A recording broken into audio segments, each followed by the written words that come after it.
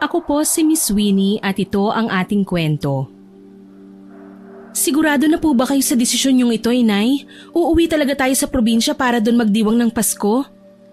Ilang beses mo na bang itinanong yan sa akin simula kahapon, anak? Ayaw mo bang umuwi tayo doon sa lolo't lola mo? Hindi naman po sa ganon. Kayo lang naman po ang iniisip ko. Alam nyo naman po kung ano mga pinagdaanan natin dati nung nasa poder pa nila tayo, hindi ba? Ang tagal na nun, anak. Matagal ko nang kinalimutan yun. Matagal ko na rin silang pinatawad. Kayo po ang bahala, Inay.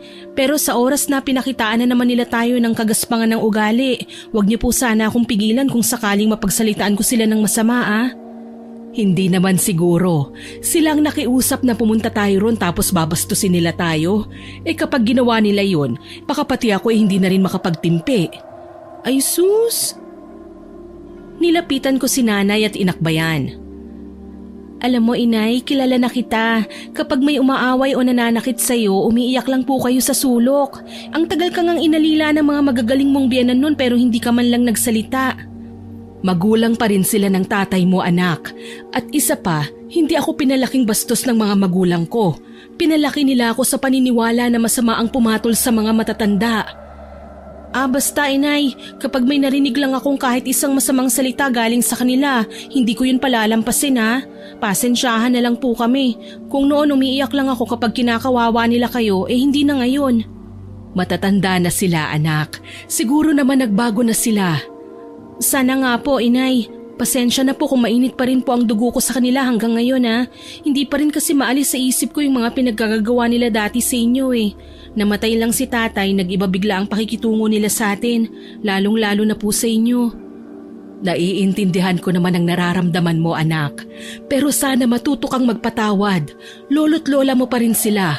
Kung wala sila, wala sana ang tatay mo. At kung wala ang tatay mo, di syempre wala ka rin. Napabuntong hininga na lang ako sa sinabing yon ni nanay.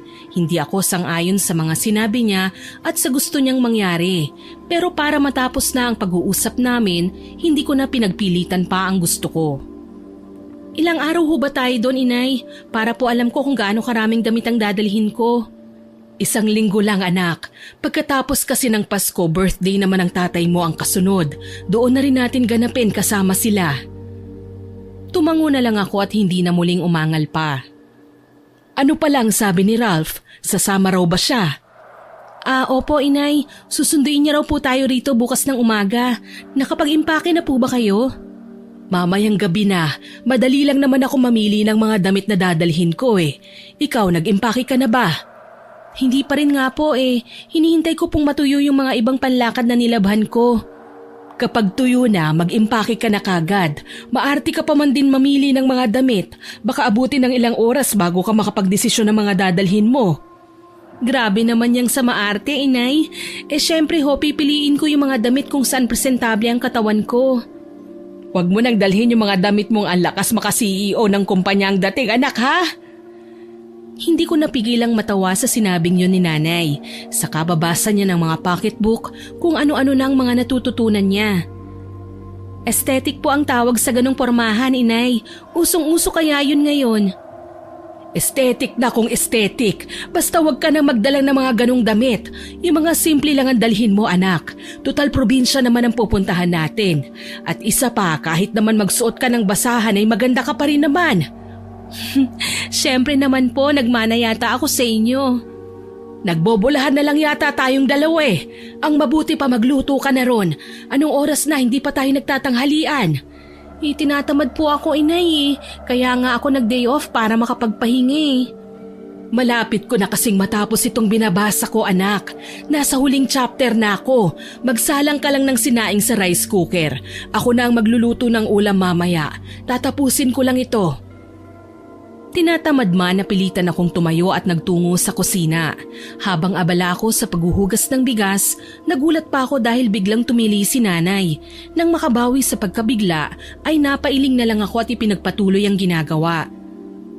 Grabe naman yung tili na yun, Inay. Baka isipin ng mga kapitbahay natin may kung ano nang nangyayari. Sita ko sa kanya pagbalik ko sa kwarto. Nakakakilig kasi itong binabasa ko eh. Akala ni Almira mamamasyal lang sila. Hindi niya alam magpo-propose na pala sa kanya si Michael. Bakit nung nag-propose sa akin si Ralph, hindi naman kayo tumili ng ganyan, inay? Umiyak lang kayo ng umiyak. Tears of joy yun, anak. Sa sobrang saya ko, hindi na ako nakatili. Umiyak na lang. Teka nga, huwag ka nga magulo. Mamaya mo na ako kausapin. Hindi ako makapag-focus eh. Iidlip lang po muna ako, inay. Nakapagsalang na rin naman po ako ng sinaing. Gisingin niyo na lang po ako kapag kakain na tayo. Pagod talaga po ako gusto ko magpahinga. Sige anak, tatapusin ko lang ito. Magluluto na ako ng ulam natin. Hindi na ako umimik, sa halip na higa na ako at pumikit. Dala marahil ng sobrang pagod, kaagad akong hinila ng antok. 7:00 na ng gabi nang magising ako. Kaagad akong bumangon at hinanap si nanay. Naabutan ko siya sa sala, tinutupi ang mga damit na nilabhan ko kaninang umaga. Gising ka na pala. Sakto, kakapainit ko pa lang ng ulam. Kumain ka na. Hindi na kita ginising kanina kasi napansin ko na ang sarap ng tulog mo. Napasarap nga po ang tulog ko. Hindi ko na malayan ng oras. Kumain na po ba kayo? Sabay na po tayo. Teka, tatapusin ko lang ito. Kakatapos ko lang mag-impake ng mga dadalihin kong damit Pagkatapos nating kumain, mag-impake ka na rin. Opo, inay. Hintayin ko lang po kayo para sabay na tayong kumain. Kunin ko lang po saglit ang cellphone ko. Pagkasabi nun ay bumalik ako sa kwarto at dinampot ang cellphone ko na nasa ibabaw ng kama. Ilang beses kong tinawagan si Ralph pero dahil hindi sumasagot kaya nagpadala na lang ako ng mensahe. Ipinaalala ko sa kanya ang pag-alis namin bukas. Tara na anak, kain na tayo! Kaagad akong tumayo at lumabas nang marinig ko ang pagtawag na yun ni nanay. Bakit parang Biyernes Santo yung pagmumukha mo? Tinatawagan ko po si Ralph hindi siya sumasagot. Akala ko naman kung ano na. Baka busy lang yung tao. Para namang hindi mo kilala si Ralph. Gusto no na magkausap o magka-text kayo palagi. Yun nga po ang pinagtataka ko Wala po siyang text o chat simula pa kanina. Parang kinakabahan po ako Baka may ginagawa lang siya anak. Tatawag din yun kapag bakante na. Magsasalita pa sana akong muli, subalit naudlot yon dahil biglang nag-vibrate ang hawak kong cellphone. Kaagad ko yung binuksan at bigla akong nakahinga ng maluwag matapos kong makita na galing kay Ralph ang dumating na mensahe. Siya na ba yan? O anong sabi? Nagtipa muna ako ng panibagong mensahe bago ko sinagot ang tanong na yon ni nanay. Nag-reply lang po siya sa chat ko, Nay. Tama nga po kayo. Marami raw po siyang ginawa buong maghapon kaya hindi nakapagparamdam. Sabi ko naman sa'yo Masyado ka kasing over. Teka, nakalimutan ko na. Ano nga ba yun? Nabasa ko yun sa binabasa ko kanina Nakalimutan ko lang yung tawag. Overthinker po. Yan nga.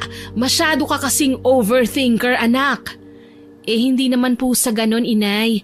Nag-aalala lang po ako. Hindi kasi ako sanay na hindi siya nagpaparamdam Kung ako sa'yo anak, huwag mong sanayin ang sarili mo sa ganyan. Kapag naging mag-asawa na kayo, malaking responsibilidad na ang hahawakan yung dalawa. Lalong-lalo na si Ralph dahil siya ang maghahanap buhay. Kaya malaki ang posibilidad na mas magiging busy siya at makakaligtaan ng oras. Kung sasanayin mo ang sarili mo sa presensya niya, baka pagsimulan niyo pa ng away kapag ganitong busy siya at hindi nagpaparamdam sa'yo.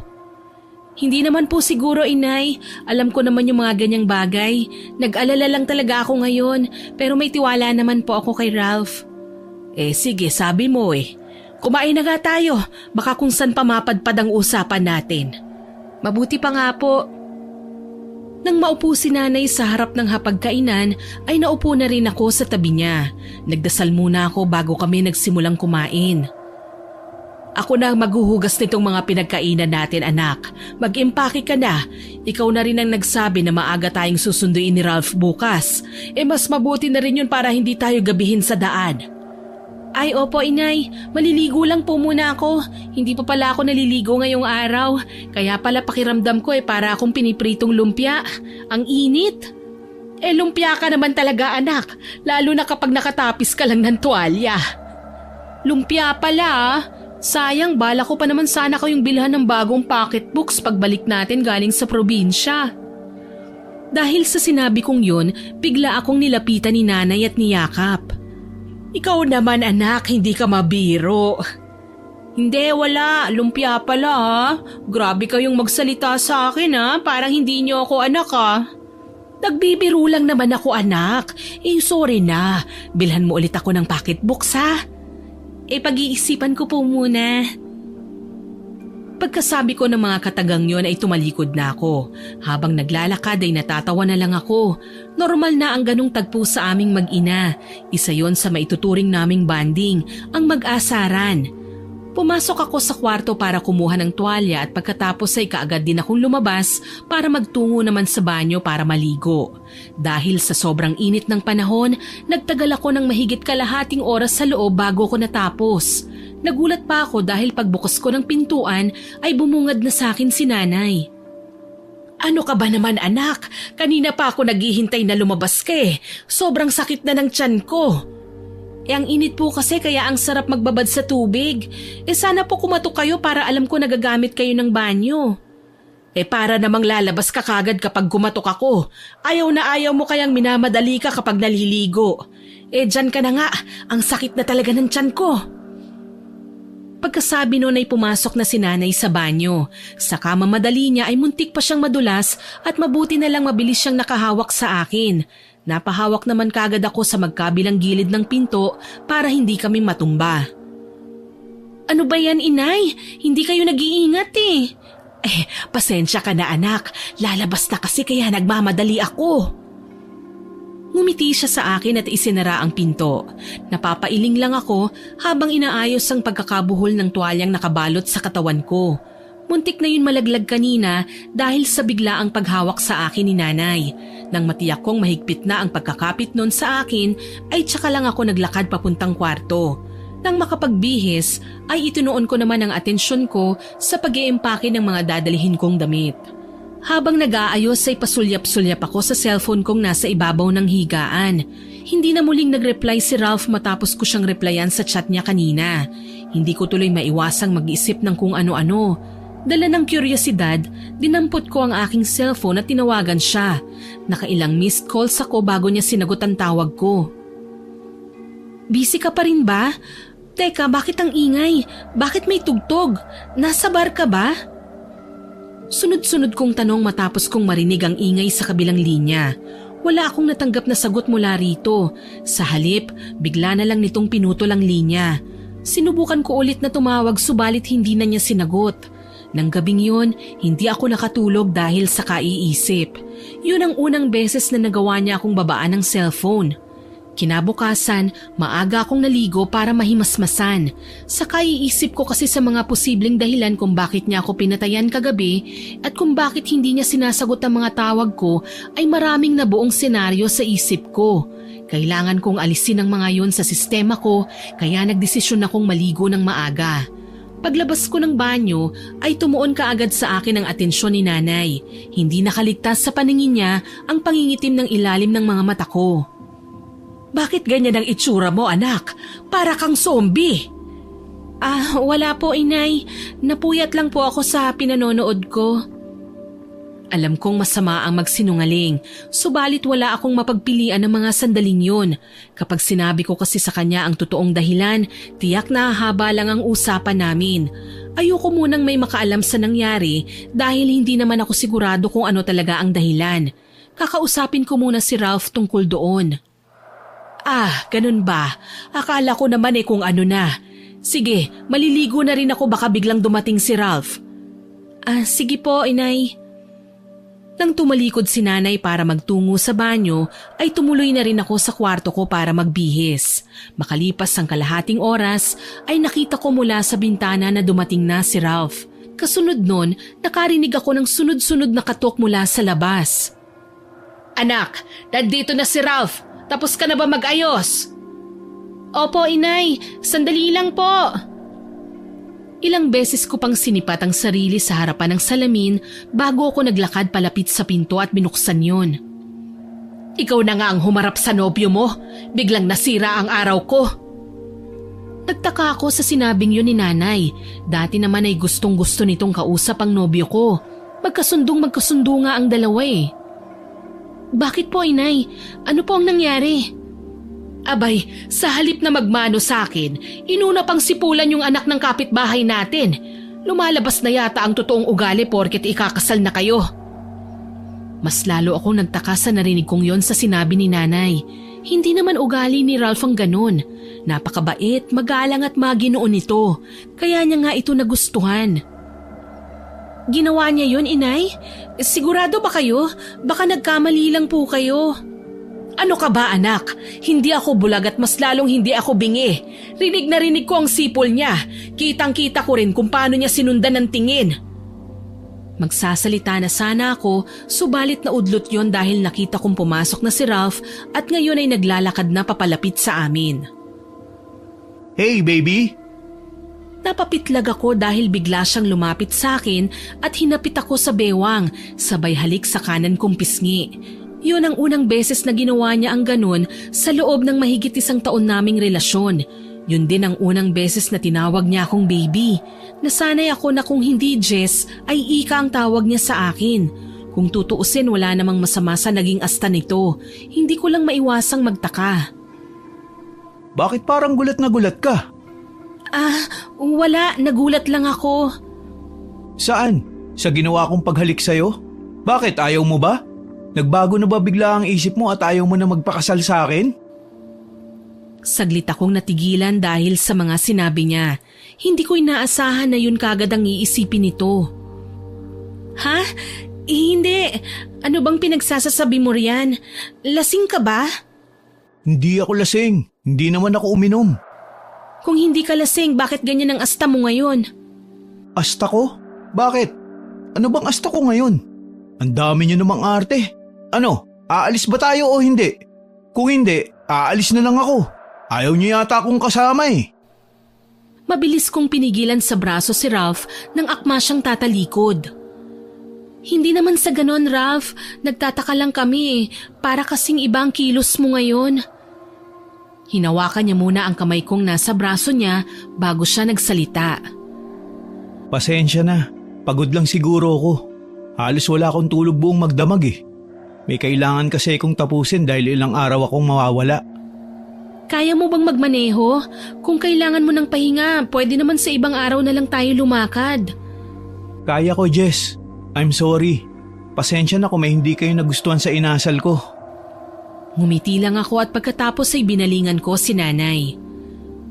Kunin niyo na po ang mga dadalhin yung gamit, Inay. Nang tumalikod si nanay ay kumilos na rin ako para ilabas ang mga inihanda kong gamit. Hindi na ako tumutol nang lumapit siya sa akin at kunin ang bitbit kong maleta. Sumunod na lang ako sa kanya hanggang makalabas kami ng gate. Matapos niyang ilagay sa sasakyan ang gamit ko ay si nanay naman ang sumunod na tinulungan niya. Ayos na ba ang lahat? Tanong niya sa amin nang maikarga niya ang lahat ng gamit namin sa sasakyan. Oo, ikakandado na lang ni nanay itong bahay. Sa loob na lang natin siya hintayin. Pagkasabi nun ay pinagbuksan niya na ako ng pinto. Kaagad naman akong sumakay. Makalipas ang ilang minuto ay sumakay na rin si nanay. Alis na ba tayo? Wala na kayo nakalimutan? Ikaw, Jess, wala ka na bang nakalimutan? Wala na, okay na lahat. Sagot ko habang ang atensyon ay nasa pagkakabit ko ng seatbelt. Okay, sige tara na. Nang magsimulang umusad ang sasakyan namin ay nakatuon lang ang atensyon ko sa daan. Kung minsan ay sinusulyapan ko si inay sa rearview mirror. Nagutom ako bigla. Kain na muna tayo. Saad ni Ralph makalipas ang ilang oras ng pagmamaneho. Dahil ramdam ko na rin ang gutom kaya hindi na ako tumutol pa sa sinabi niyang yun.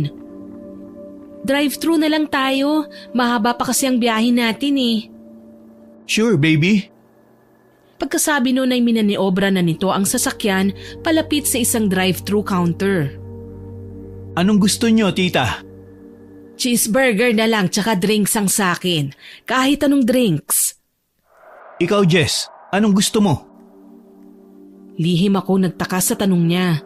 Nasanay na kasi ako na hindi na niya tinatanong kung anong gusto ko dahil alam naman niya ang paborito ko. Burger na lang din at kahit anong drinks ang sakin. Nang marinig ang sinabi ko ay humarap na siya sa naroong staff para umorder.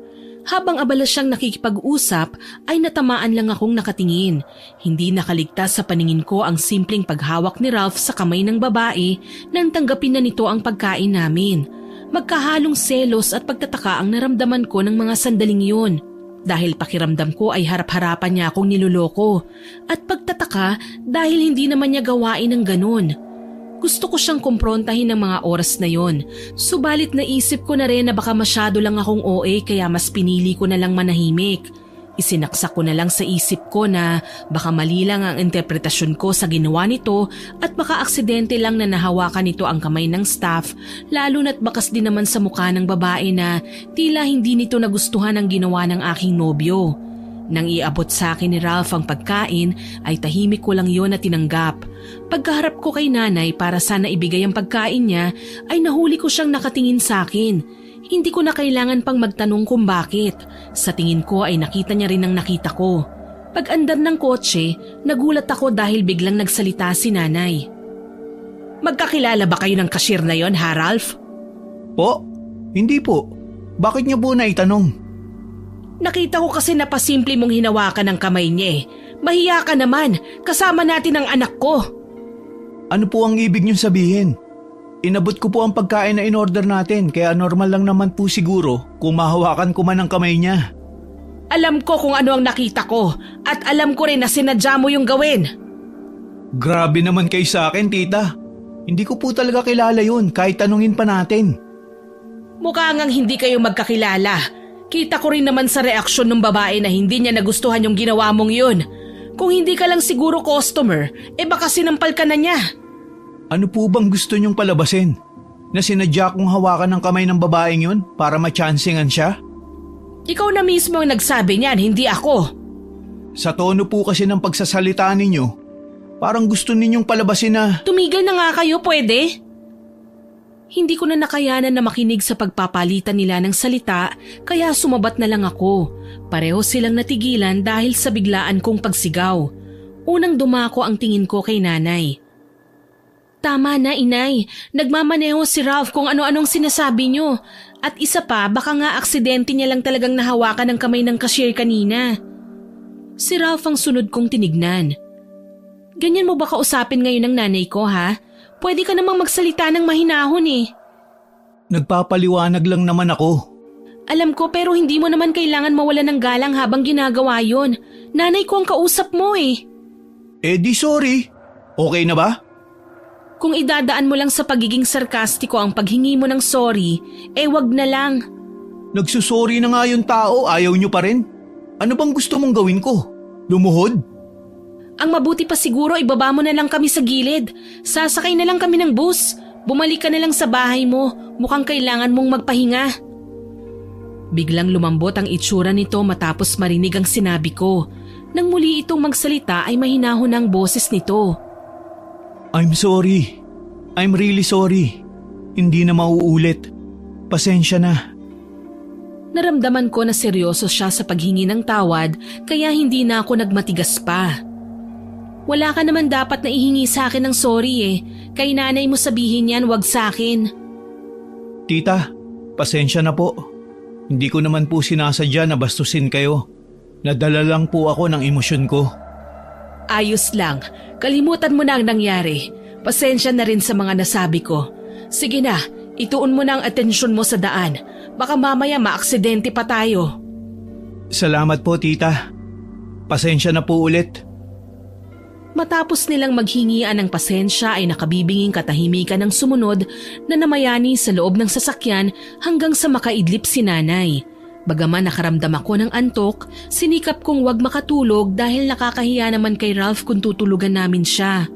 Makalipas ang ilang minuto, tila napansin niya na nagpipigil ako ng antok kaya bigla siyang nagsalita. Inaantok ka? Go ahead, ayos lang sa akin. Naka-GPS naman ako eh. Kaya hindi ko na kailangan ng guide. Sigurado ka? Oo naman. Don't worry. Hindi ko kayo ililigaw. Hindi ko maintindihan pero hindi biro ang naging dating sa akin ng mga katagang binitiwan niya. Sige, gisingin mo na lang ako kapag may itatanong ka ha. Pagkasabi noon ay umayos ako ng upo at pumikit. Hindi ko alam kung ilang minuto o oras akong tulog, nagising na lang ako dahil sa sunod-sunod na pagkulog.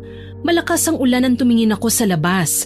Matapos kong sulyapan ang oras sa suot kong relong pambisig, ay dumako ang tingin ko kay Ralph na abala pa rin sa pagmamaneho. 6:00 na pala, napasarap ang tulog ko. Nasa na ba tayo? San Fernando pa lang. Medyo malayo pa. Sabi rito sa GPS, mga 4 hanggang 5 oras pa bago tayo makarating sa San Simon. Malayo pa pala. Ang lakas ng ulan. Gusto mo bang patilain muna natin bago tayo magpatuloy? Nasabi ko yon dahil bukod sa nag-aalala ko dahil madulas ang kalsada, nag-aalala rin ako sa kanya dahil buong araw na siyang nagmamaneho. Tamang-tama, hindi pa tayo naghahapunan.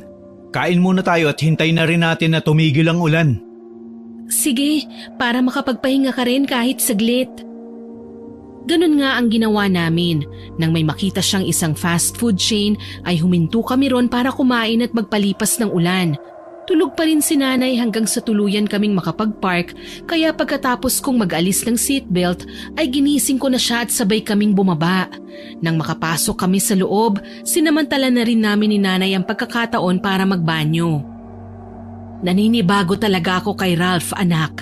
Ikaw ba, wala ka bang napapansin na kakaiba sa kanya simula kanina? Bulong sa akin ni nanay habang naglalakad kami papuntang banyo. Napansin ko nga po na kakaibang kilos at pananalita niya. Hindi ko alam kung bakit. Susubukan ko po siyang kausapin ng sarilinan. Baka meron siyang problema na hindi niya sinasabi sa akin. Mag-iingat ka, anak. Hindi ko alam kung bakit ko sinasabi ito. Pero iba kasi talaga ang pakiramdam ko eh. Parang bigla siyang nag-iba. Si Ralph pa rin naman yun, inay. Baka may problema lang yung tao. Huwag po kayong mag-alala. Alam kong hindi niya ako sasaktan. Sana nga tama ka riyan sa sinabi mo, anak. Initian ko na lang si nanay at hindi na ako muling nagsalita pa hanggang sa makabalik kami sa mesa kung nasaan si Ralph at naghihintay sa amin. Kain na tayo. Humina na ang ulan. Sakto pagtapos natin kumain, wala na yan. Pagkasabi nun ay pinaghila niya kami ng upuan. May gusto ko pa bang idagdag dito sa mga in-order ko, Jess? Nagpalipat-lipat ang tingin niya sa aming dalawa ni nanay habang nagsasalita. Pinasadahan ko muna ng tingin ng mga pagkaing nasa mesa bago ako sumagot. Okay na sa akin to. Wala rin naman akong ganang kumain dahil medyo nahihilo ko sa haba ng biyahe. Ikaw, tita, baka may iba ka pang gusto. Wala na. Ayos na rin sa akin ito. Salamat. No worries, tita. Sige, kain na tayo. Nang magsimula kaming kumain ay may napansin na naman akong kakaiba kay Ralph na lihim kong ipinagtaka. Sa pagkakaalam ko kasi ay kaliwete siyang tao, subalit ang ginagamit nito ngayon sa paghawak ng kutsara ay ang kanan nitong kamay. Oh, bakit huminto ka na? Ayaw mo na ba? Hindi mo nagustuhan? Sunod-sunod niyang tanong sa akin nang mapansin niya na tumigil ako sa pagsubo ng pagkain. Hindi sa ganon, nahihilo kasi ko. Baka isuka ko lang kapag naparami ako ng kain. Gusto mo bang ipa-take out na lang natin yan? Para may kakainin ka sa loob ng sasakyan? Malayo-layo pa biyahe natin. Puro kakahuyan at kabukiran ang madadaanan natin paglabas natin sa bayan na to. Hindi na. Ayos lang ako. Hindi rin naman ako makakain sa loob ng sasakyan dahil baka ilabas ko lang din. Sige, ikaw ang bahala. Gusto mo bang sa sasakyan na lang maghintay? Dito na para makalanghap din ako ng hangin. Pagkasabi noon ay naglabas ako ng cellphone at nanood muna ng mga video sa Reels habang hinihintay silang matapos. Saktong pagkatapos nilang kumain ay tumila na ang ulan kung kaya't hindi na kami nagtagal pa sa lugar na yon. Tinawag kaagad ni Ralph ang waiter para kunin ang bill namin. Heto na, keep the change. Saad nito sa kausap na waiter bago tumayo. Nang tumayo si nanay ay tumayo na rin ako at sabay kaming naglakad palabas hanggang sa makabalik sa loob ng sasakyan. Ang akala ko ay sasakay na rin kagad si Ralph, subalit na natili pa siya sa labas ng sasakyan at naglabas ng sigarilyo na siyang ikinakunot ng noo ko. Dali-dali akong lumabas at inagawang yosi sa bibig niya bago pa nito yon masindihan. Kailan ka pa natutong manigarilyo? Tanong ko matapos kong ihulog sa lupa ang bagay na yon at inapakan. Ano kasi, katatapos lang ng ulan, di ba? Pangontra lang sa lamig. Ang layo ng sagot mo eh. Ang sabi ko, kailan ka pa natutong manigarilyo? Hindi ba't yan ang pinakaayaw mong bisyo? Kahapon lang ako nagsimulang sumubok. Sige, kung ayaw mo, hindi na. Hindi naman sa ayaw ko, Ralph. Hindi mo naman siguro may aalis sa akin ng magtanong dahil sa pagkakaalam ko ay ayaw mo sa bisyo na yan. Pasensya na, huwag ka nang magalit. Hindi naman ako galit eh. Kilala mo ako kapag galit. Hindi ako umiimik. At ayaw kong mangyari yon kaya sorry na, hindi na mauulit. Pagkasabi nun ay lumapit siya sa akin at hinawakan ako sa mga kamay. Alis na tayo bago pa umulan ulit. Hinila ko ang mga kamay ko at muling pumasok sa loob ng sasakyan. Sige lang, mamaya ka sa akin. Tignan ko lang kung makapalag ka pa. Bigla akong napalingon matapos kong marinig na tila may binubulong siya sa hangin. May sinasabi ka ba? Humarap siya sa akin at ngumiti. Ha? Wala. Ang sabi ko, excited na ako makilala ang lolo't lola mo. Pagkasabi nun ay binuksan na nito ang pintuan ng kotse at pumasok. Ilang sandali pa ay binaybay na namin ulit ang kahabaan ng kalsada. Isang oras ang lumipas ay muli na namang pumatak ang ulan kaya sinabihan ko si Ralph na bagalan lang ang pagpapatakbo. Hindi bali nang matagalan kami bago makarating basta ang mahalaga ay makaiwas sa disgrasya. Anong nangyari? Nagtataka kong tanong nang bigla na lang kaming huminto. Naubusan yata tayo ng gasolina. Natataranta ako sa sinabi niyang yun. Seryoso ka ba? Hindi ka ba nagpagas bago mo kami sinundo kanina? Check mo nga ulit. Ilang beses nitong in-start ang makina subalit namamatay lang yun. Wala na talaga. Hindi ako nakapagpagas. Akala ko kasi aabot pa tayo. Ang malas naman ngayon pa talaga. Sana nagpagas ka na kanina para sigurado. Alam mo naman na malayo ang pupuntahan natin eh. Pagkasabi ko noon ay tumingin ako sa labas. Nasa isang lugar kami kung saan walang makikitang bahay sa magkabilang gilid ng kalsada, pawang kakahuyan at matataas na damo. Anong gagawin natin ngayon? Mukhang walang gasolinahan dito. Maghintay na lang tayo na may dumaan. At saka natin pakiusapan kung pwede tayong hilahin hanggang sa makarating sa pinakamalapit na gasolinahan. Paano kung walang dumaan? Dito na lang tayo hanggang umaga. Ang dilim pa naman dito. Huwag kang matakot. Kasama mo naman ako eh. Pagkasabi noon ay hinawakan niya ako sa hita. Nanigas ang katawan ko dahil sa magkahalong gulat at kaba dahil sa ginawa niyang yun. Hindi naman ako natatakot eh. Alam ko naman na hindi mo kami pababayaan ni nanay. Habang nagsasalita ay pasimple kong inilayo ang hita ko, ngunit sa halip na bumitaw, hinigpitan pa niya lalo ang pagkakahawak. Bakit parang takot na takot ka sa akin? Ayaw mo na ba sa akin? Hindi mo na ba ako mahal? Ano bang pinagsasabi mo, Ralph? Hindi ako natatakot sa'yo. Pero kung hindi ka titigil sa ginagawa mo ngayon, baka nga hindi na matuloy ang kasal natin. Biglang nagdilim ang ekspresyon ng mukha niya dahil sa sinabi ko. Pinitiwan niya ang hita ko at sa leeg ko naman dumapo ang kamay niya. Ralph, pitiwan mo ako. Hindi ako makahinga. Akin ka lang, naintindihan mo? Akin ka lang! Pagkasabi noon ay sapilitan niya akong hinalikan. Nagpumiglas at nanlaban ako sa abot ng aking makakaya. Ramdam ko ang sakit ng pagkakasakal niya sa akin, subalit mas nangibabaw ang sakit na nararamdaman ng dibdib ko ng mga sandaling yun. Hindi ako makapaniwala na magagawa akong saktan at bastusin ng lalaking pinagkakatiwalaan ko at minahal. Mula sa salamin ay nakita kong nagising si nanay at nang makita ang kasalukuyang nangyayari ay kaagad niya akong sinaklolohan. Nilapitan ito si Ralph at sinabunutan. Bitiwan mo ang anak ko, hayop ka! Dahil nanatili ang atensyon ni Ralph sa aming dalawa ni nanay, humanap ako ng tiyempo para makawala sa mga kamay niya. Nang makahanap ng tamang pagkakataon, ay malakas kong tinuhod ang pagitan ng kanyang mga hita. Umalingaw-ngaw sa loob ng sasakyan ang sigaw niya habang hawak ang nasaktan na parte ng katawan. Sinamantala naman namin ni nanay ang pagkakataon, mabilis kaming lumabas ng sasakyan at sabay na tumakbo. Ilang hakbang pa lang ang nagagawa namin ay nakarinig kami ng putok dahilan para mapahinto kami sa pagtakbo. Subukan ninyong gumalaw. Isa sa inyo ang sasabog ang baon ng ulo. Nanigas ang katawan ko dahil sa takot sa sinabi niyang yun. Bagaman nanginginig ang katawan ko, dahan-dahan akong humarap. Bakit mo to ginagawa, Ralph? Ano bang nangyayari? Bakit bigla kang nagkaganyan? Bakit?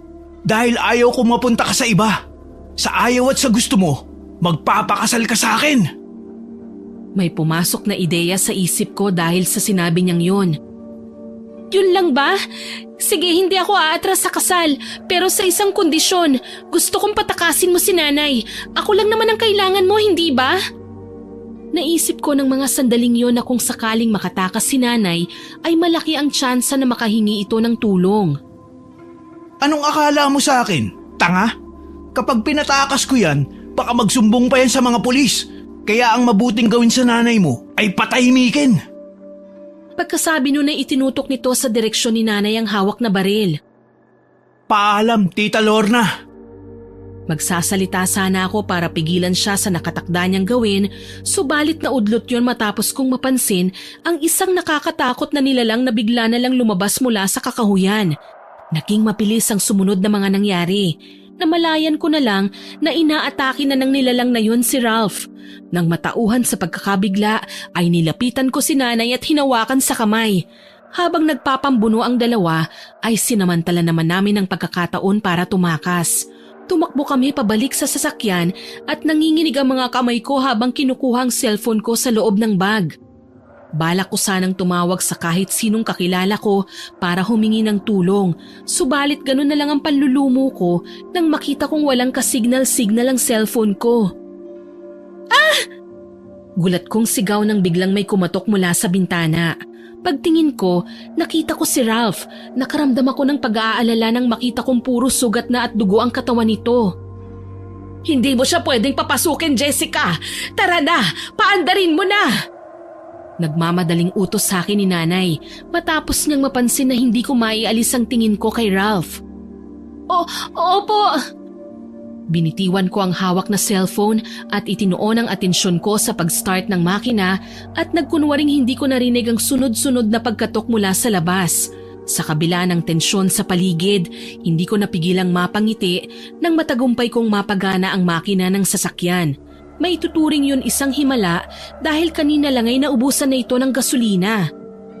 Makakaalis na po tayo rito, Inay! Bagaman nagdadalawang isip, sinikap kong wag nang lumingon pa sa bintana at pinaandar na lang ang sasakyan palayo sa lugar na yon. Ilang metro pa lang ang layo namin nang masaksihan ko mula sa side mirror kung paano sinunggaban sa leeg si Ralph ng nilalang na yon.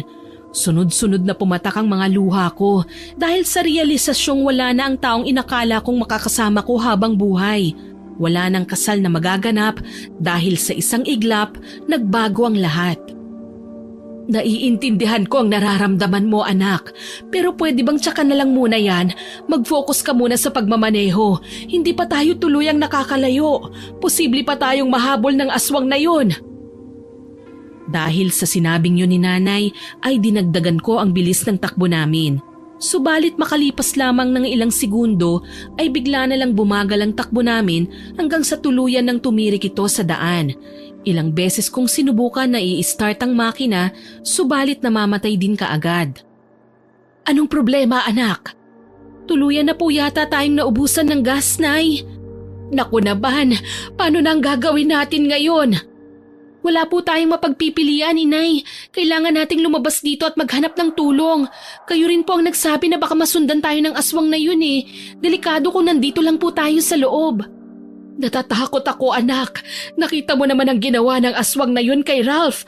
Mas lalo pa tayo. Wala tayong kalaban-laban kapag nagkataon. Natatakot din po ako. Pero Inay, kailangan nating lakasan ng loob natin. Mas gusto niyo po bang mamatay na hindi man lang gumagawa ng paraan para mabuhay? Tara na po, baka maabutan pa tayo. Ito na. Teka lang, may kukunin lang ako. Pagkasabi noon ay dinampot nito ang isang paper bag. Huwag ka nang magdala ng kahit ano, inay. Nagmamadali tayo. Hindi ko pa nababasa ang mga pocketbook na ito, anak. Ito yung huli mong binili sa akin. Hindi ko pwedeng iwan. Inay naman eh. Huwag ka nang umangal, anak. Ako naman ang magdadala. Hindi naman ikaw. Tara na! Nang bumaba si nanay sa kotse, ay lumabas na rin ako at walang lingon-likod kaming tumakbo palayo. Nanatili kami sa kalsada nang sa ganon ay makita kagad namin kapag may dadaang sasakyan. Makalipas ang ilang minutong pagtakbo, pareho kaming hinihingal na sa pagod. Dahil nagkanda ubo-ubo na si nanay, kaya napilitan kaming huminto para magpahinga. Iwan mo na lang ako, anak. Tumakbo ka na. Maghanap ka ng tulong. Sunod-sunod akong umiling. Inay, hindi kita iiwan. Mas gusto ko na lang na mabiktima ng aswang na yun kasama ka kaysa umalis mag-isa. Kasalanan ko kung bakit nangyari ang lahat ng ito eh. Kung hindi sana kita niyaya na umalis, wala sana tayo sa ganitong sitwasyon at… Teka lang, inay, huwag ka munang maingay. Utol ko sa iba niyang sasabihin dahil may narinig akong ingay mula sa kung saan. Bakit, anak? Ano yun? Wala ba kayong naririnig, inay? Parang may naririnig akong tumatahol. Saglit na nanahimik si nanay at tila pinapakinggan ang paligid. Aso nga, anak. Opo, inay. At isa lang ang ibig sabihin nun. Tara, inay. Hanapin na natin kung saan nanggagaling ang tahol na yun. Pagkasabi nun ay sabay kaming kumilos para hanapin kung saan nagmumula ang naririnig naming tahol ng aso. Makalipas ang ilang minutong paghahanap, natuntun din namin sa wakas ang kinaroroonan ng aso. At hindi nga kami nagkamali sa aming hinala dahil isang bahay ang nakita naming nakatayo sa gitna ng palayan. Isa yung lumang bungalow na napapalibutan ng mga nagtataasang puno. Wala kaming inaksayang segundo. Dali-dali kaming lumapit at tumawag. Tao po! May tao po ba? Malakas kong sigaw mula sa gate. Nakailang tawag din ako bago bumukas ang pintuan at mula roon ay isang lalaki ang lumabas. Naglakad ito papalapit sa amin at nagpalipat-lipat ng tingin sa amin ni nanay. Sino kayo? Ano ang kailangan ninyo? Ako po si Jessica. Siya naman po si Lorna, ang nanay ko. Nandito po kami dahil gusto po naming humingi ng tulong. May humahabol po kasi sa amin eh. Humahabol? Ano ang ibig ninyong sabihin? Sa loob ko na po sana ikukwento sa inyo. Parang awa nyo na po. Papasukin niyo po kami ng nanay ko. Hindi po kami masasamang tao. Natigilan ng lalaki at tila saglit na nag-isip bago kami pinagbuksan ng gate. Maraming salamat po. Inanyayahan nito kami sa loob at pinaupo sa lumang sofa na naroon. Pwede ko na bang malaman kung sino ang humahabol sa inyo? Aswang daw po ang sabi ni nanay. Pinatay niya ang isa naming kasama. Aswang? Kung ganun ay, muntik na rin pala kayong mapabilang sa listahan ng mga nabiktima ng aswang dito. Ibig niyo pong sabihin hindi lang kami ang unang biktima? Hindi.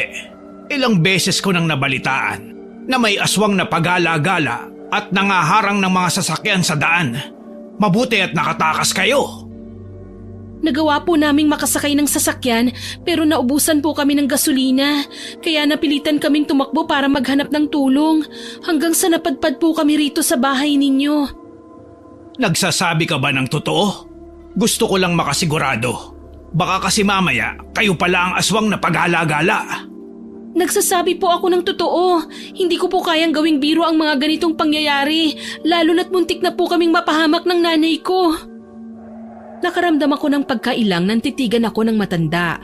Tila ba sinusuring mabuti kung nagsasabi ba ako ng totoo. Sa bagay, sa ganda at sexy mong yan, baka sa halip na matakot sila sa'yo, ay ikaw pa ang habulin ng mga bibiktimahin mo kung sakali. Isang pilit ng ngiti ang gumuhit sa aking labi dahil sa sinabi niyang yon. Ayoko sanang maging judgmental, subalit hindi ko maiwasang isipin na merong ibang kahulugan ang mga binitiwan nitong salita. Siya nga pala. Ako nga pala si Tirso. Dumako ang tingin ko sa kamay nito nang ilahad dito yon sa akin para makipagkamay.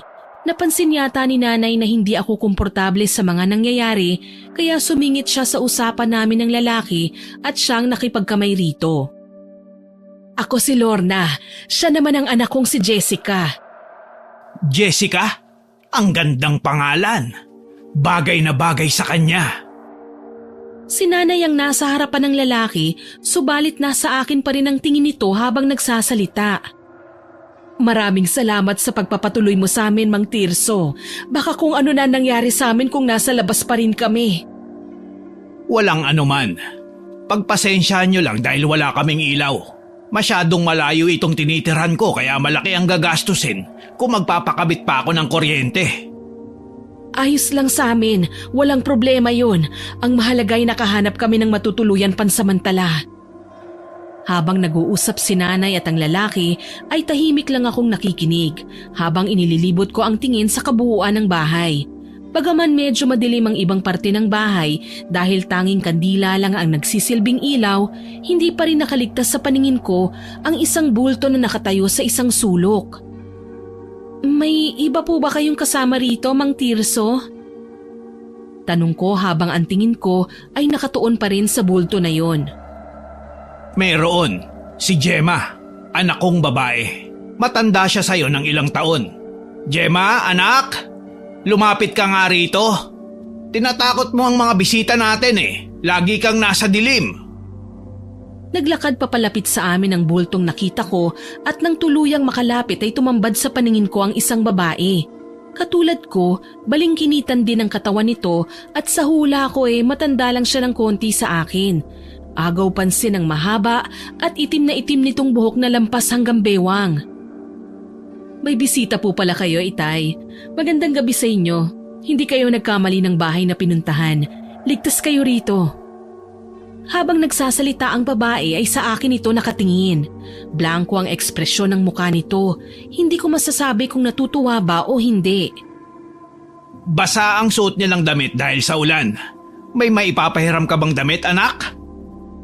Meron po. Mabuti naman kung ganun. Ibigay mo sa kanila para makapagpalit sila ng damit. Kanina pa sila nababad eh. Sumunod kayo sa akin. Sabi ni Gemma sa amin ni nanay. Dahil unti-unti nang nanginginig ang katawan ko sa lamig, hindi na ako naghintay na magdalawang salita pa ang babae. Kaagad akong sumunod rito. Pumasok kaming tatlo sa isang silid na tanging kandila lang din ang nagsisilbing ilaw. Lumapit ang babae sa isang cabinet at naghanap ng maisusuot namin. Ito lang ang meron ako eh. Iniabot nito sa akin ang 2 bulaklaki na bestida. Walang pag-aalinlangan ko yung tinanggap. Okay na to. Naku, salamat. Lalabas muna ako para makapagbihis kayo. Pagkasabi noon ay naglakad na ito palabas ng silid.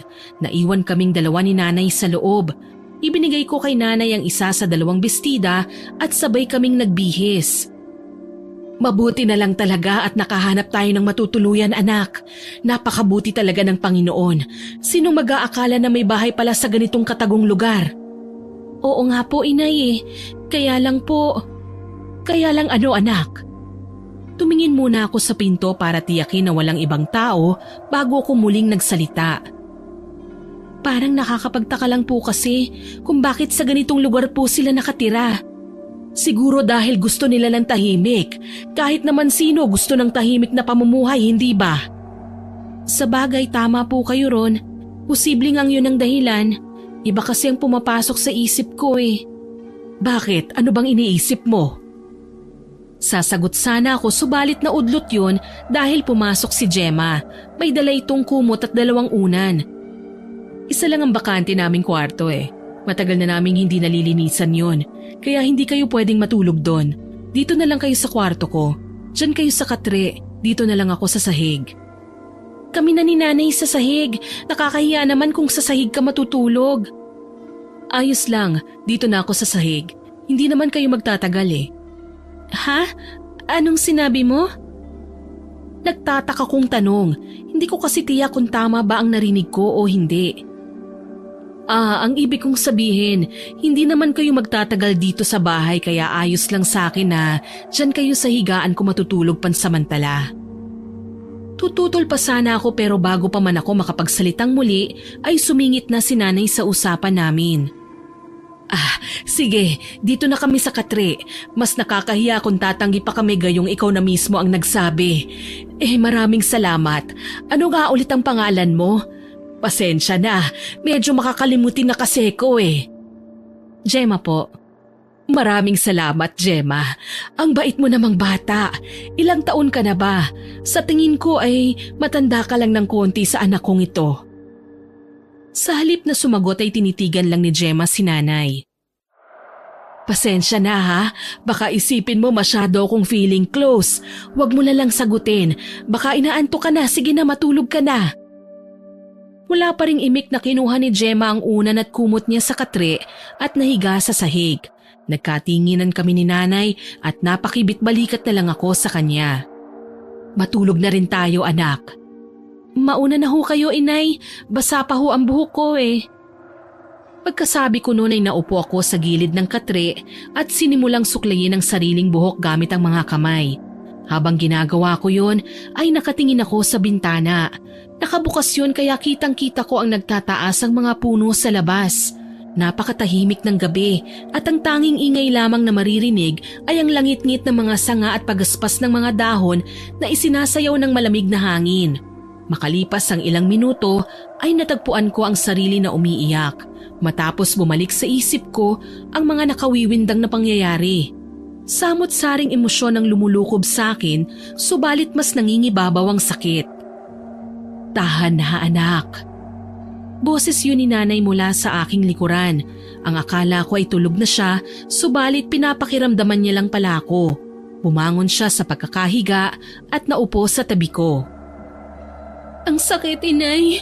Bakit kailangan mangyari ang lahat ng ito? Humihikbi kong tanong habang ang paningin ko ay nakatuon sa singsing na nakasuot sa isa kong daliri.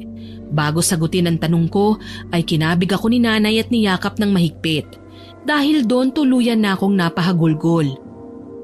May mga bagay talaga sa mundo na hindi natin maiiwasan mangyari, anak. Kaya nga dapat palagi tayong handa. Tandaan mo, nandito pa ako.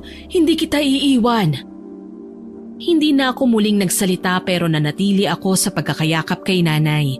Humiwalay lang ako nang maramdaman kong medyo gumaan na ang pakiramdam ko at wala na akong luhang mailuha. Matulog na tayo. Sige po, Inay. Nang muling mahiga si Nanay ay nahiga na rin ako at dahil ramdam ko ang pagod ng mga mata ko dahil sa nangyaring pag-iyak ay kaagad akong hinila ng antok. 2:00 ng madaling araw na alimpungatan ako dahil sa pakiramdam ko na parang may mga kamay na humahaplos sa mga hita ko. Nang magmulat ako ng mga mata ay kaagad akong tumingin sa paligid, subalit wala naman akong nakitang kahit ano. Mahimbing na natutulog si Nanay sa tabi ko at ganun din naman si Gemma na nasa sahig. Naisip kong baka panaginip lang ang lahat kaya muli akong pumikit para matulog. Kinabukasan, mataas na ang sikat ng araw nang magising ako. Napabalikwas ako ng bangon matapos kong mapansin na wala si Nanay sa tabi ko. Lumabas ako ng silid para hanapin siya. Gising ka na pala, anak. Hulaan ko, hinahanap mo ko, no?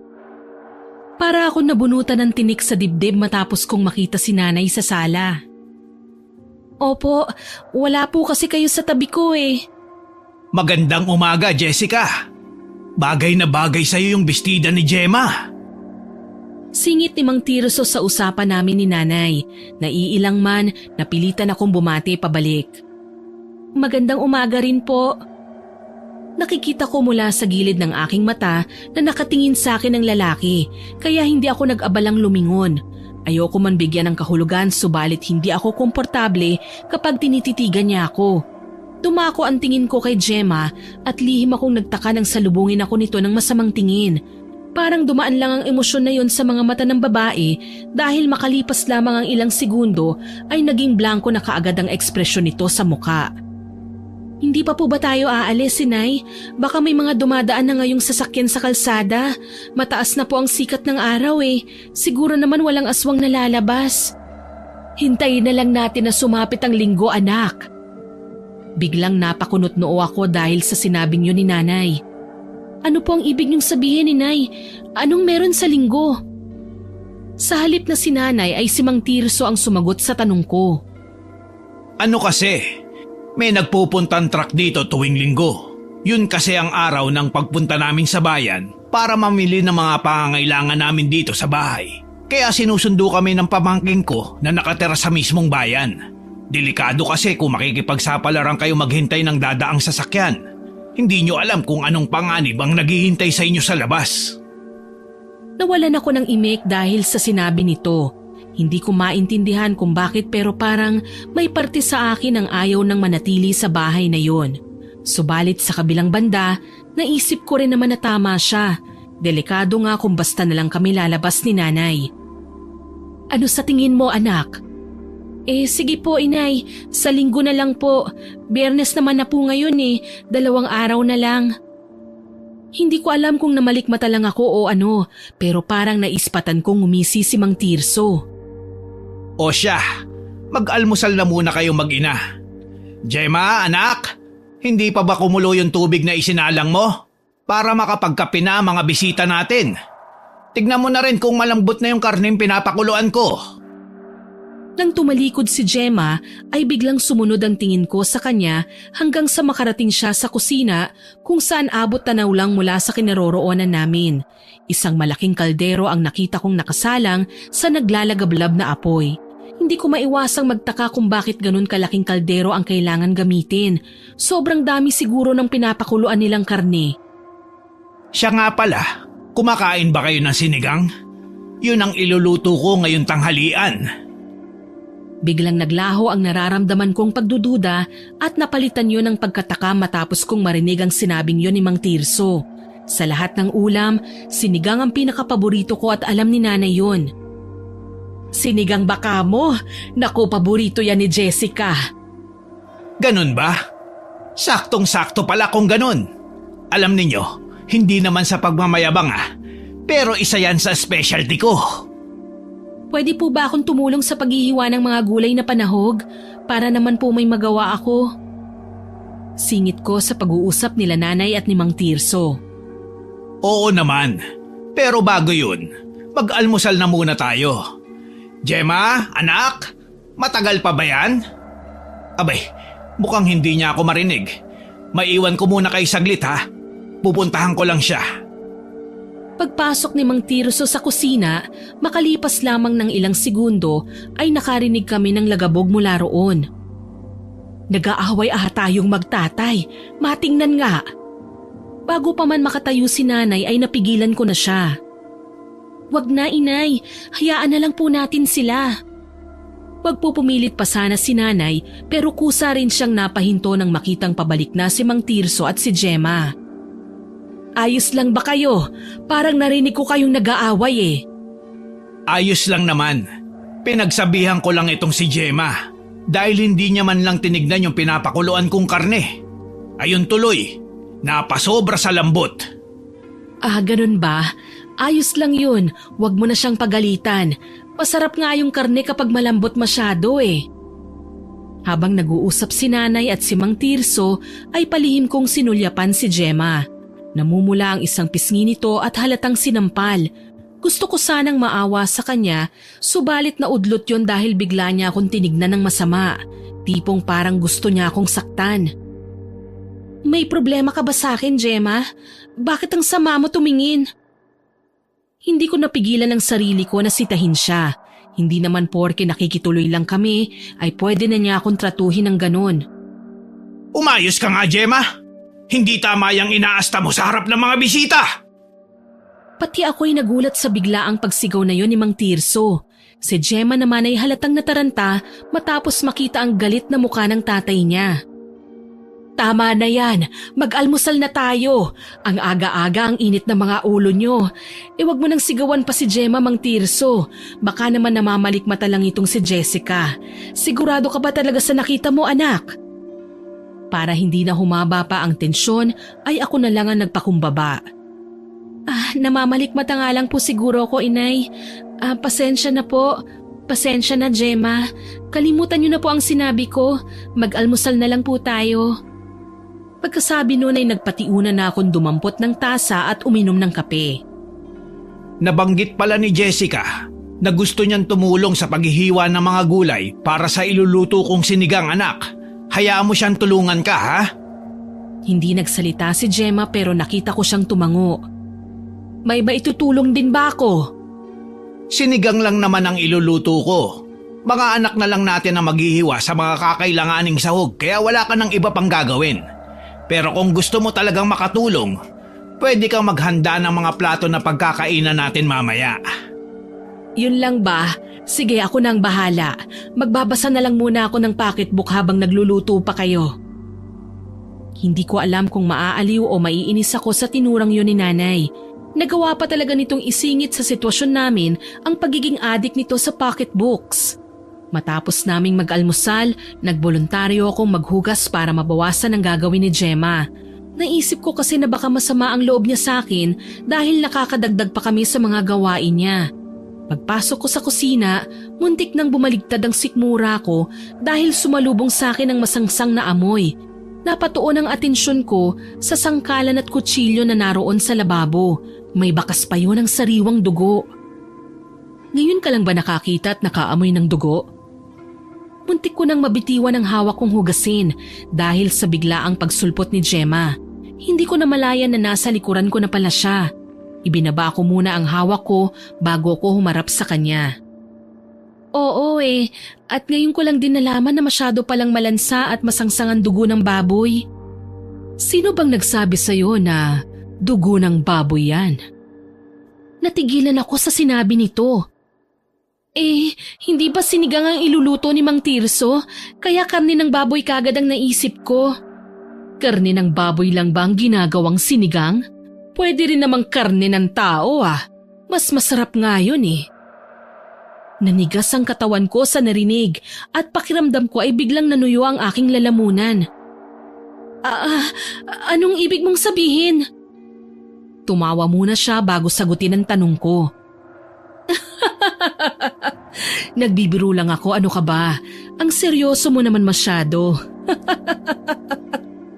Pagkasabi nun ay lumabas na ito ng kusina at iniwan akong walang imik. Hindi nawala ang namumuong kaba sa dibdib ko hanggang sa matapos akong maghugas. Paglabas ko ng kusina, naabutan ko si Gemma na abala na sa paghihiwa ng mga gulay. Lumapit ako sa kanya at tumulong.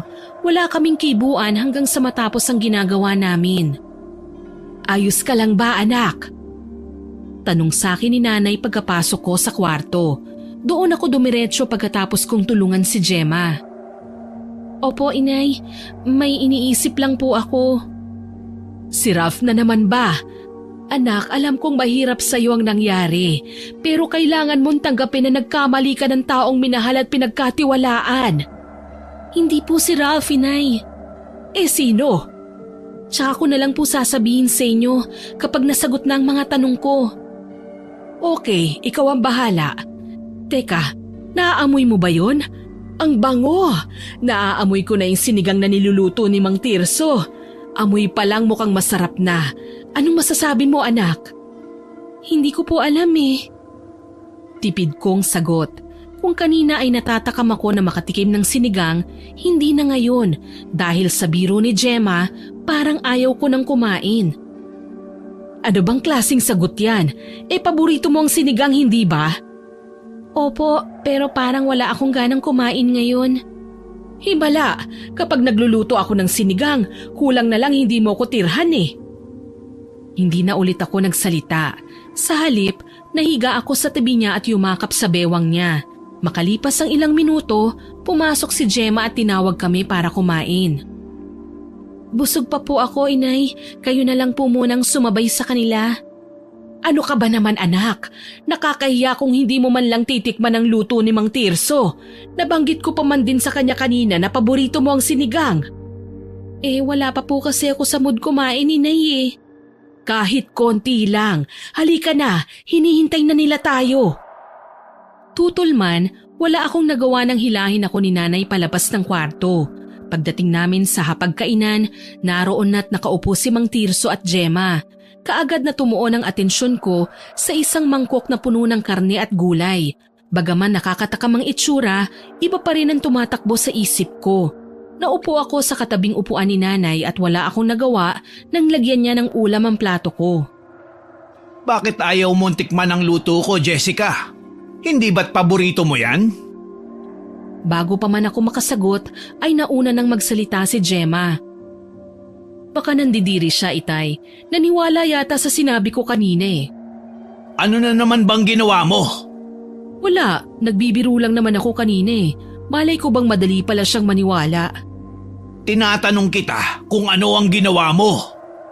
Wala nga ho, biniro ko lang naman siya. Sinabi ko na hindi karne ng baboy ang iluluto natin. Hindi ba't sinabihan na kita na ayusin mo ang asta mo sa harap ng bisita? Sa tingin mo ba magandang biro ang ginawa mo? Ayos lang po, hindi naman po ako naniniwala eh. Wala lang po talaga akong ganang kumain. Pero sige po, titikman ko po ang luto ninyo. Hindi ko na napigilan ang sarili na magsalita dahil galit na si Mang Tirso. Ayoko namang magkagalit ang dalawa ng dahil lang sa akin. Kaya kahit labag sa loob ko, nagsimula akong kumain. Kumusta? Masarap ba? Nagustuhan mo ba? Opo, masarap po. Malinamnam at sakto lang ang asim. Mabuti naman at nagustuhan mo. Sige, kumain ka lang. Marami pa roon. Tumangulang ako at pinagpatuloy ang pagkain. Pinigilan kong wag masuka kahit parang bumabaligtad na ang sikmura ko. Nang maubos na ang laman ng plato ko ay kaagad akong tumayo at nagpaalam na magbabanyo. Pagkasara ko lang ng pinto ay kaagad akong sumuka. Ilang minuto rin akong nanatili sa loob at inayos muna ang sarili bago lumabas. Pagbalik ko sa kanila, saktong tapos na rin silang kumain at nagliligpit na si nanay at si Gemma. Ako naman ang maghuhugas, anak. Sige po, inay. Akin na po yan. Ako na lang po ang magpapakain sa aso. Kinuha ko mula sa kamay ni nanay ang mga buto ng karne na nasa isang mangkok at naglakad palabas ng bahay. Paglapit ko sa kulungan ng aso, nagulat pa ako sa nakitang itsura nito. Itim na itim ang kulay ng balahibo nito. May kalakihan ng katawan at halatang hindi maamo. Dahil kulang na lang ay sirain ang kulungan nang makita ko. Tumuon ang atensyon ko sa lagayan nito ng pagkain nang mapansin ko ang isang maliit na bagay na parang hugis daliri ng tao. Kasabay nun, biglang kumabog ng malakas ang dibdib ko. Lalapit pa sana ako para kumpirmahin kung tama ba ang nakita ko, subalit biglang dumating si Mang Tirso. Hindi mabait ang aso kong yan. Hindi ka dapat lumalapit ng basta-basta. Pagkasabi nun ay kinuha niya ang hawak kong mangkok at muling nagsalita. Ako na rito. Baka makagat ka pa. Walang imik na tumalikod ako at naglakad palayo. Hanggang sa makabalik ako sa loob ay palaisipan pa rin sa akin kung ano nga ba ang bagay na nakita ko. Kung daliri nga ba talaga yun ng tao o namamalikmata lang ako. Kinagabihan, pagkatapos naming maghapunan ay hinintay ko munang tumahimik ang paligid at makaidlip si Gemma. Bago ko dahan-dahang lumabas, bit-bit ang isang kandila. Isang paraan lang ang naisip ko para magkaroon ng kasagutan ang mga tanong ko na kanina pa bumabagabag sa isipan ko. Maingat ang mga hakbang na tinungo ko ang kusina, kung saan naroon ang malaking kaldero na pinaglutuan ng sinigang. Nagpakawala muna ako ng sunod-sunod na buntong hininga bago nagtangkang buksan ang takip. Bigla akong napatakip sa sariling bibig para mapigilan ang pagsigaw ng tumambad sa paningin ko ang isang lapnos ng ulo ng isang tao. Magkahalong kaba, takot at pandidiri ang nararamdaman ko ng mga sandaling yun. Dahan-dahan kong ibinalik ang takip at nanginginig ang mga tuhod ko na umatras. Sa kakaatras, may nabangga akong isang sako at natumba yun. Nanlaki ang mga mata ko matapos makita kung ano ang laman nun. Damit at sapatos ni Ralph. Bagamat nanginginig na ang katawan ko sa takot dahil sa mga revelasyong natuklasan ko, pinilit ko pa ring makapaglakad pabalik sa kwarto at niyugyug sa balikat si nanay para magising. Bakit ba anak? Shh! Huwag kang maingay, inay. Ano bang nangyayari at bakit ka nanginginig? Tsaka ko na po ikakwento sa inyo. Kailangan na muna nating makaalis dito, inay. Tara na habang tulog pa sila. Pagkasabi noon ay hinawakan ko si nanay sa kamay at hinila. Malapit na kami sa pintuan nang biglang bumitaw si nanay sa pagkakahawak ko. Teka lang, may nakalimutan ako. Naglakad siya pabalik sa higaan at kinuha ang bag na naglalaman ng mga pocketbooks. Nadismaya ako sa ginawa niya. Nanay naman nasa panganib na nga ang buhay natin, pocketbooks pa rin ang iniisip niyo. Mahina ang boses na sermon ko sa kanya. Huwag ka nang magalit, tara na. Humawak siya sa kamay ko at nagpatuloy kami sa maingat na paglalakad. Matagumpay kaming nakalabas sa bahay, subalit nang malapit na kami sa gate ay biglang tumahol ang asong itim na nakabantay. Alam kong anumang segundo ay maaaring magising si Mang Tirso dahil sa ingay kaya tumakbo na kami. Ano ba talagang nangyayari, anak? Bakit tayo tumatakas? Huwag na muna kayong tanong ng tanong, inay. Bilisan niyo na lang po ang pagtakbo.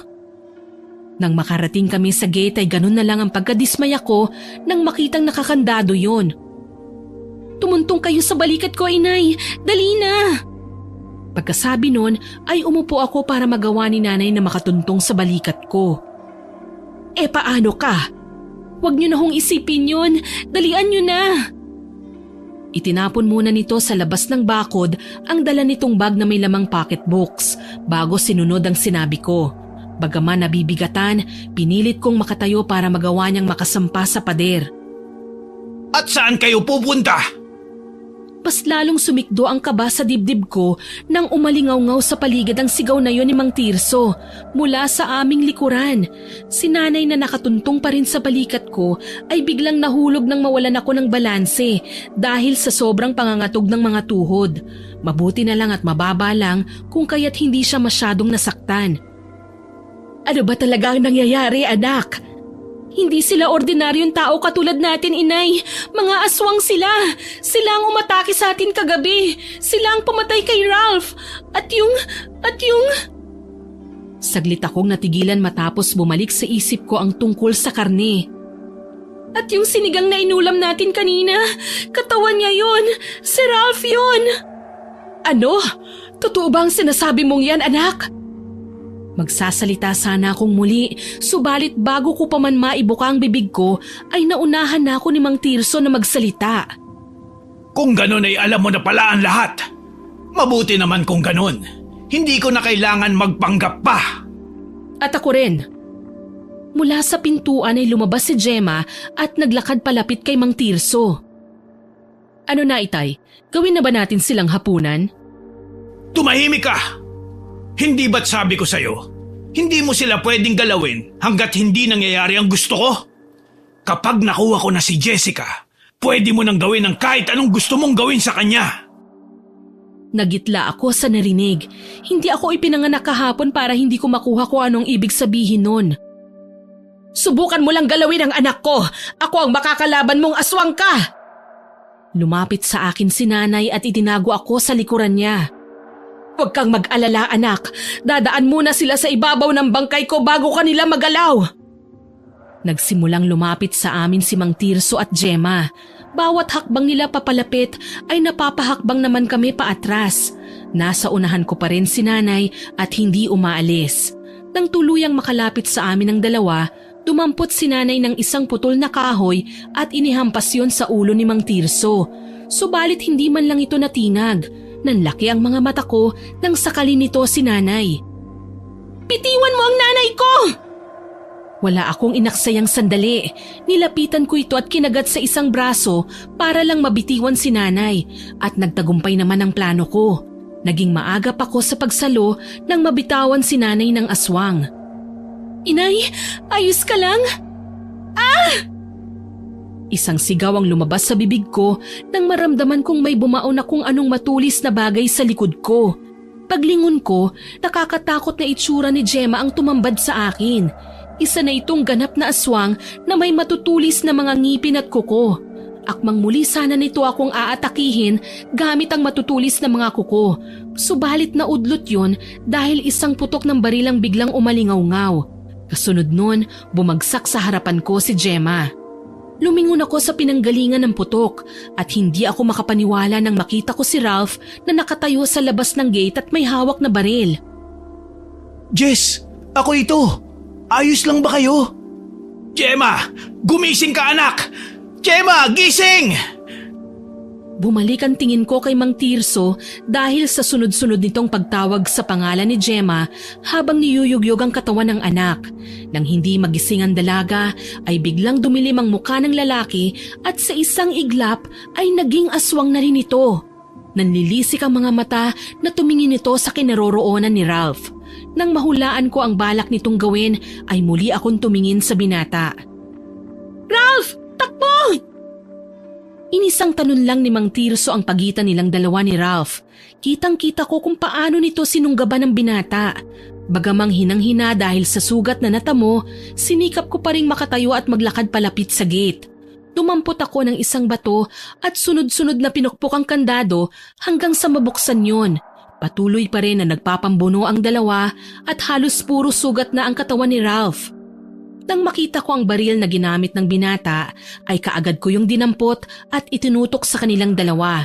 Naghintay ako ng tamang pagkakataon bago kalabitin ang gatilyo. Nang makahanap ng tiyempo, ay kaagad akong nagpaputok. Bumagsak sa ibabaw ng binata si Mang Tirso matapos nitong tamaan sa mismong ulo. Nang bumangon si Ralph ay sa kanya ko naman itinutok ang baril. Hanggang dyan ka lang! Huwag kang lalapit! Tumigil siya sa paghakbang at tumingin sa akin. Jess, ako ito, si Ralph. Imposible! Kasama ka namin sa biyahe kahapon at nakita ko kung paano ka inatake ng aswang. Alam ko magulo pero ako to, Jess. Si Ralph. Ang totoong Ralph. Mas lalo akong naguluhan sa sinabi niyang yun. Anong ibig mong sabihin? Saka ako na ipapaliwanag. Ang mahalaga muna ay makalayo tayo rito. Baka may iba pang aswang sa paligid. Hindi ako nagpatinag sa sinabi nito. Nanatiling nakatutok dito ang hawak kong baril. Magtiwala ka sa akin, Jess. Ako ito. Ibaba mo na ang baril mo. Kailangan na natin makaalis. Kung ikaw talaga si Ralph, ano yung sikretong sinabi ko sa'yo noong nag-propose ka sa akin? Salamat sa pagiging totoo mo sa akin. Pero gusto ko lang din malaman mo na kahit ano pang nakaraan ang meron ka, pakakasalan pa rin kita.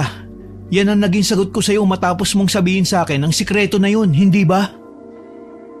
Dahil sa sinabi niyang yun, ay naniwala nga ako na siya nga si Ralph. Ibinaba ko ang hawak na baril at kaagad naman siyang lumapit para yakapin ako.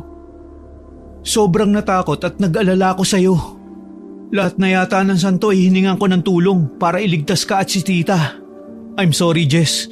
Hindi ko mapapatawad ang sarili ko kung may nangyari sa inyo.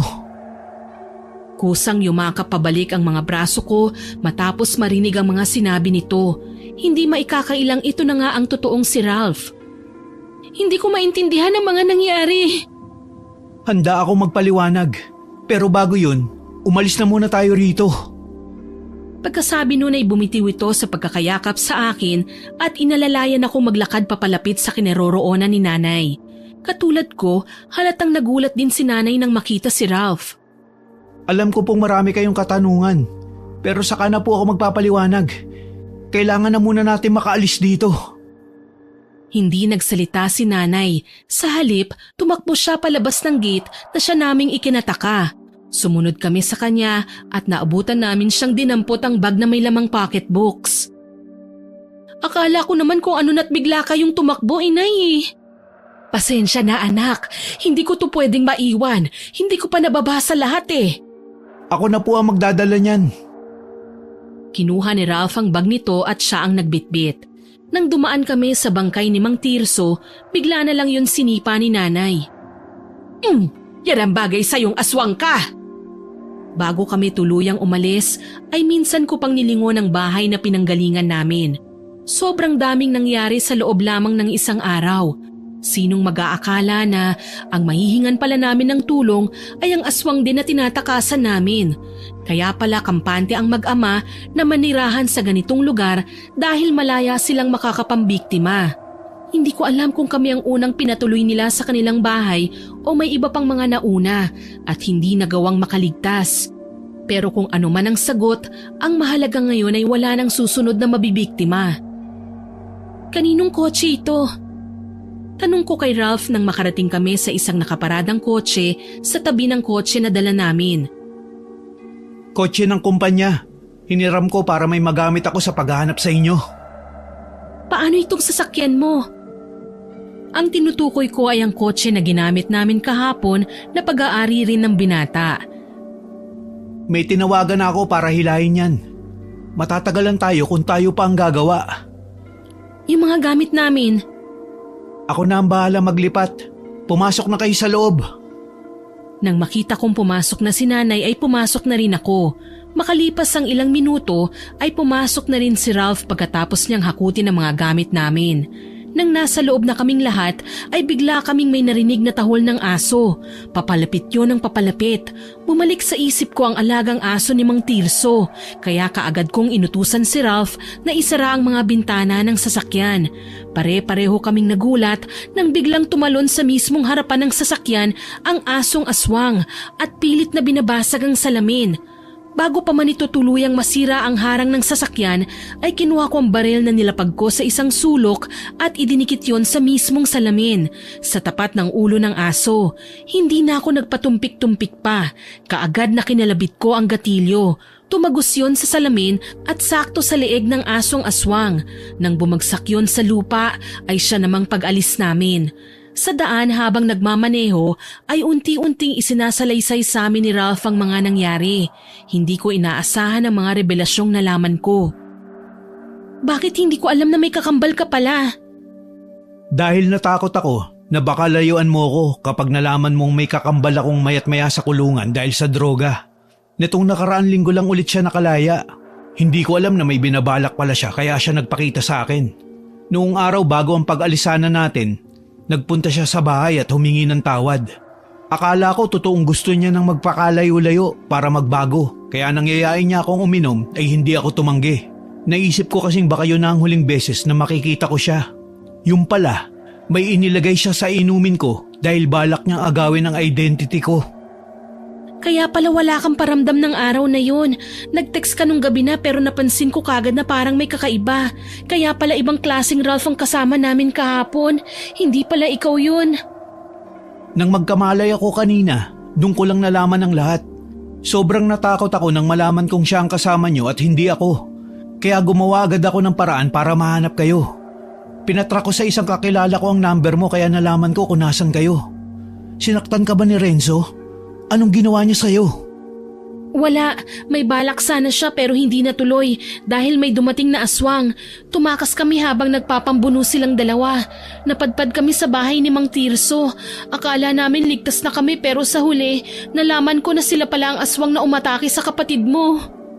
Ayaw ko mang sabihin pero bagay lang sa kanya yon. At mabuti na rin sa kamay ng ibang tao siya namatay. Dahil kung naabutan ko siyang buhay, baka ako mismo ang tatapos sa kanya. Malabong gawin mo yon. Hindi ka naman ganyang tao eh. At isa pa, kapatid mo siya. Kapag mahal ko na sa buhay ang pag-uusapan, kahit sino kaya kong banggain, Jess. Kung alam mo lang kung gaano ako natakot na baka kung ano ang ginawa niya sa inyo, lalong-lalo na sa'yo. Sa kabila ng sakit at pagod na nararamdaman ng katawan ko, ay hindi ko napigilang kiligin. Maraming salamat sa pagdating para iligtas kami, Ralph. Kung hindi dahil sa'yo, baka kung ano na nangyari sa amin ni nanay. Inalis niya ang isa niyang kamay sa manibela para abutin ang isa kong kamay. Inilapit niya yon sa kanyang labi at dinampian ng masuyong halik. Sorry kung muntik na akong mahuli ng dating. Saktong-sakto nga ang dating mo eh. Alam kong na-miss niyo ang isa't isa, pero marami pa naman kayong oras para dyan. Mamaya na nga kayong maglambingan. Naiinggit lang po yata kayo eh. Mag-asawa na po kasi kayo ulit, tita.